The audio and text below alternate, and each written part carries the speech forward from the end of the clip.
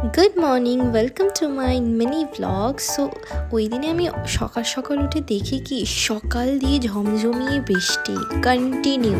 But আমার এই ওয়েদারটা বেশ ভালো লাগে, ঠান্ডা ঠান্ডা মেঘলা মেঘলা হাওয়া, আর ভালো করে ঘরের মতো নিজের মতো থাকা যায়।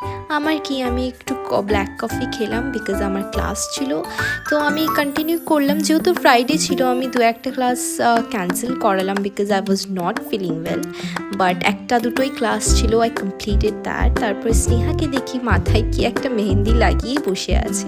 তারপর আবার ব্রেকফাস্ট করে চা খেলাম। আমার তো এই চা বৃষ্টিকালে খেতে খুব ভালো লাগে।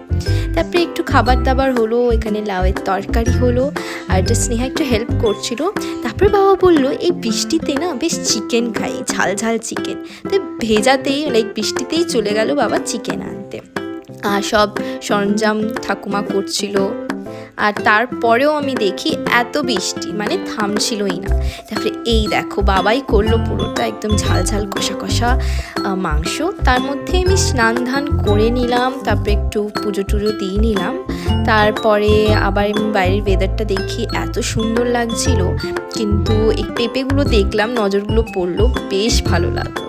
এই যে চিকেন রেডি, খুবই টেস্টি হয়েছিল, আই মাস্ট সে। একদম মানে বৃষ্টির মতন খাওয়ার মতন ছিল। খেয়ে দিয়ে তো আমি শুয়ে পড়েছি 2 ঘন্টা মতন। তারপরে উঠে ক্লাস ছিল বিকজ বিকেলে আমার ক্লাস থাকে ভালোই। তো তারপরে আবার ফ্রেশ হয়ে পুজো টুজো দিলাম, ক্লাস করি, যেহেতু টায়ার্ড হয়ে গেলাম।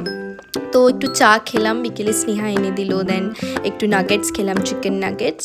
তারপরে কিছু না, এর মধ্যে থেকে একটা পার্সেল আসে, এটা আমি অর্ডার করেছিলাম লাভির একটা ওয়ালেট, যেটা খুবই সুন্দর। তারপরে আমরা বাইরে একটু হাঁটলাম, শিবাঙ্কের সাথে খেললাম। এই ছিল ছোট্ট ব্লগ।